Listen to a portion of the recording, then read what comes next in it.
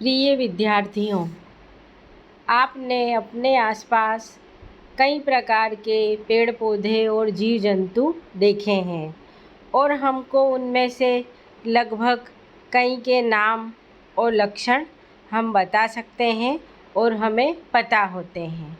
हम कई जीवों को पौधों के नाम से जानते हैं और कई जीवों को जंतुओं के नाम से जानते हैं। क्या आपने कभी सोचा है कि हमने प्रकृति में पाए जाने वाले जीवों को इन दो भागों में बांट दिया? एक को पौधे बोल दिया, दूसरे को जंतु बोल दिया। क्यों? क्योंकि हमें पता है कि जिन जीवों के अंदर क्लोरोफिल पाया जाता है वो सभी पौधे होते हैं और जिनमें क्लोरोफिल नहीं पाया जाता है वो जंतु होते हैं। इसके अलावा भी हमने जंतुओं में भी कई सारे कीट, रेंगने वाले, तैरने वाले, उड़ने वाले, चार पैरों पर चलने वाले और हम खुद मनुष्य, हम सभी जीव हैं, लेकिन हमने सबको अलग अलग कैटेगरी में डिवाइड कर दिया। सोचो, यदि हम सब जीवों को अलग अलग पहचान नहीं पाते तो हम किसी के भी बारे में स्पष्ट रूप से जानकारी प्राप्त नहीं कर पाते और अध्ययन नहीं कर पाते हैं।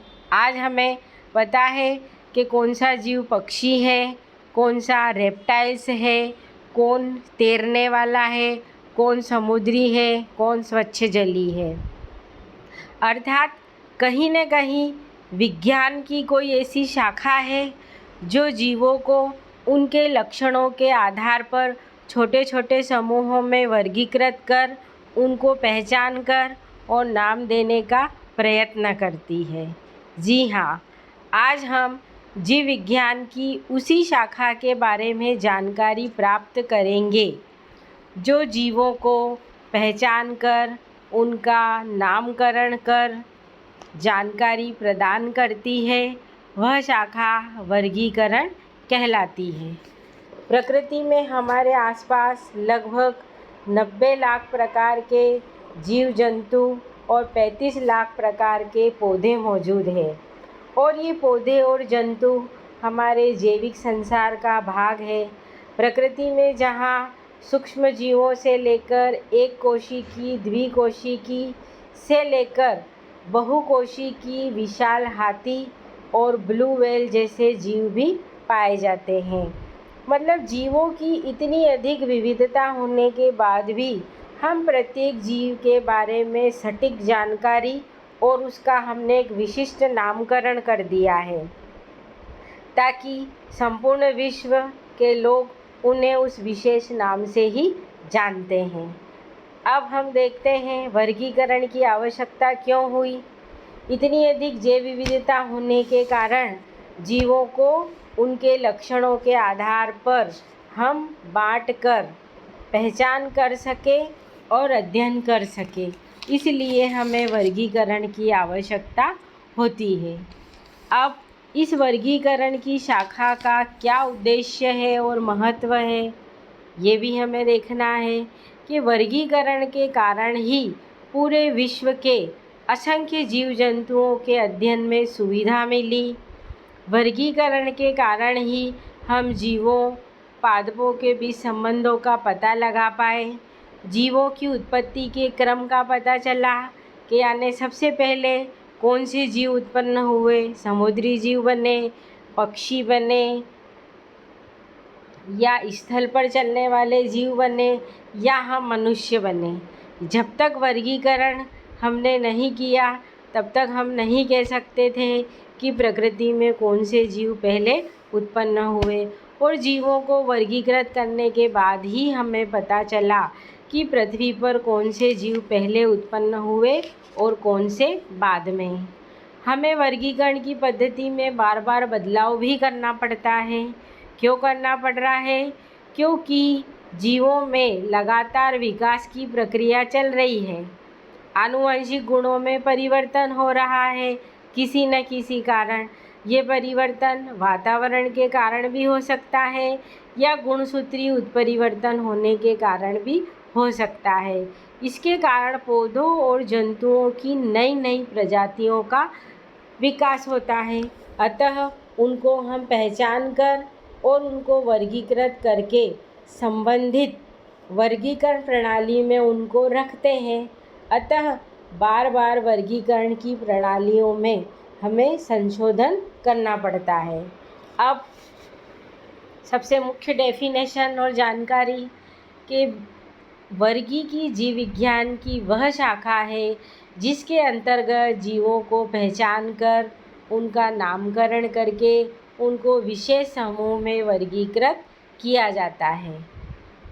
वर्गीकी का जनक कैरोलस लिनियस को माना जाता है और सबसे पहले वर्गीकी शब्द का उपयोग ए.पी.डी. कैंडोले के द्वारा किया जाता है।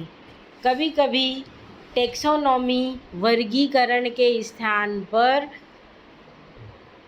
सिस्टेमैटिक्स शब्द का भी उपयोग किया जाता है, क्योंकि जीवधारियों को स्टेप बाय स्टेप योजनाबद्ध तरीके से व्यवस्थित किया है, इसलिए सिस्टेमैटिक्स भी कहा जाता है।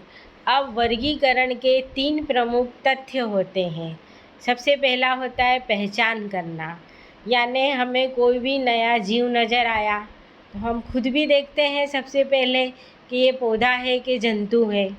हम जनरली क्लोरोफिल के आधार पर ही देखते हैं कि ये पौधा है या जंतु है, यानी नए जीव को सबसे पहले लक्षणों के आधार पर हम पहचान करते हैं। पहचानने के बाद हम उस जीव को एक विशिष्ट नाम देते हैं, उसका नामकरण करते हैं, ताकि संपूर्ण विश्व में उसको उसी नाम से जाना जा सके। नंबर 3 वर्गीकरण। पहचानने के बाद नामकरण किया, नामकरण करने के बाद उसको संबंधित प्रचलित वर्गीकरण प्रणाली में उचित स्थान दिया जाता है। अब वर्गीकरण के अंदर हम इन 7 प्रमुख टैक्सॉन हायरार्की ऑफ टैक्सोनॉमी वर्गीकरण के पदानुक्रम में उनको एक विशेष स्थान दे देते हैं। वर्गीकी के इन छोटे छोटे संवर्गों को हम टैक्सॉन कहते हैं और जाति वर्गीकरण की सबसे आधारभूत और छोटी इकाई होती है। यानी हमें कोई जीव मिला है तो सबसे पहले हम उसका जगत देखेंगे कि ये जंतु जगत है, पादप जगत है, ये मोनेरा है, प्रोटिस्टा है, यानी वो किस किंगडम का है। उसके बाद उसकी छोटी इकाई होती है संघ या फाइलम। उसके बाद उसको और छोटे रूप में बांटा गया है क्लास।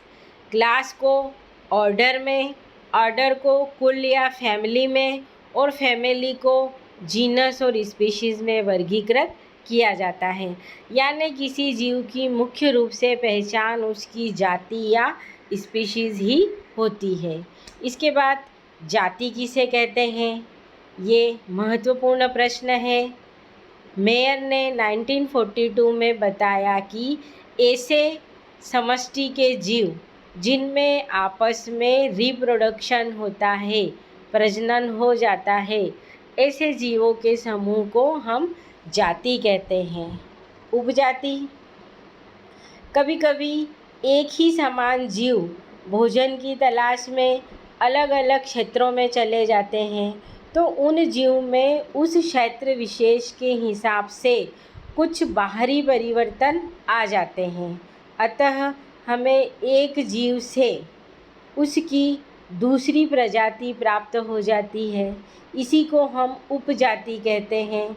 और इन उपजातीय जीवों के बीच में प्रजनन संबंध भी होता है। अब कौवे की एक प्रजाति ने यहाँ पर 3 प्रकार की कौवे की उपजाति को उत्पन्न किया।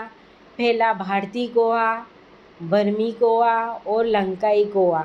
कहने में इनका जीनस और स्पीशीज तीनों का सेम है, कावर्स स्प्लेंडेंस। प्रथम अक्षर जीनस होता है, दूसरा अक्षर स्पीशीज होता है और तीसरा अक्षर स्प्लेंडेंस, इंसोलेंस एंड प्रोटेगेलस। यानी कौवे की हमें 3 प्रजातियां प्राप्त हो गई, इन्हीं को हम उपजाति कहते हैं। इसके बाद वर्गीकी के प्रमुख पदानुक्रम इस तरीके से देखते हैं कि जीवधारियों का योजनाबद्ध तरीके से वर्गीकरण करते हैं।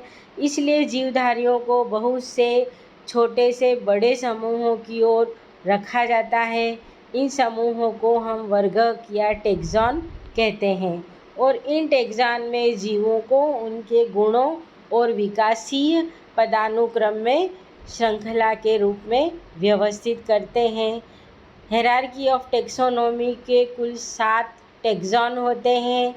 अभी हमने बात करी जगत, संघ, class, order, family, genus and species. इसके बाद एक सूक्ष्म जानकारी और हम लेने का प्रयास करते हैं। कई पौधों और जंतुओं में कुछ बाहरी दैहिक विविधता उत्पन्न हो जाती है। इस प्रकार की दैहिक विविधता वाले जीवों को हम प्रजाति कहते हैं। जैसे देखने में सभी कुत्ते हैं, लेकिन उनकी जो वैरायटी है, उनकी जो प्रजाति है वो चेंज हो जाती है। जैसे बुलडॉग, पोमेलियन, एल्सेशियन। मनुष्य में भी कई प्रजातियां पाई जाती है सभी मनुष्य, लेकिन वातावरणीय परिस्थितियों या अलग अलग क्षेत्रों में रहने के कारण उनको निग्रो, मंगोलियाई, कॉकेरेसी इत्यादि जीव माना जाता है। ये एक सामान्य जानकारी हमें सभी को जानकारी होना चाहिए। जैसे जो स्तनी वर्ग के जीव हैं ये 3 सब क्लास में बांटे गए हैं, Prototheria, Metatheria and Eutheria. Prototheria उन जीवों को, उन स्तनियों को कहा जाता है जो अंडे देने वाले ममेल्स प्रोटोथीरिया कहलाते हैं। उदाहरण है इसका प्लेटिपस। दूसरा है मेटाथीरिया, यानी जो अल्प विकसित बच्चों को जन्म देते हैं उन्हें मेटाथीरियंस कहा जाता है। सबको मालूम है इसका एग्जाम्पल कंगारू अविकसित शिशु को जन्म देता है। इसी कारण मादा कंगारू अपने अल्प विकसित बच्चे को विकसित होने तक अपनी उदर गुहा में पाई जाने वाली थैली में संरक्षित रखकर बड़ा करती है। फिर लास्ट आता है यूथीरिया। हम मनुष्य या हमारे आसपास जो जानवर दिखाई देते हैं जो अपने ही समान विकसित बच्चों को जन्म देते हैं वो यूथीरिया कहलाते हैं। अब हम चूँकि मनुष्य हैं तो हमें अपने बारे में वर्गीकरण के सभी पदानुक्रम याद होना चाहिए। मनुष्य जगत एनिमेलिया का सदस्य है। संघ कार्डेटा, उपसंघ वर्टिब्रेटा, क्लास ममेलिया, उपवर्ग Eutheria, order primates, family Hominidae, genus Homo, species sapiens.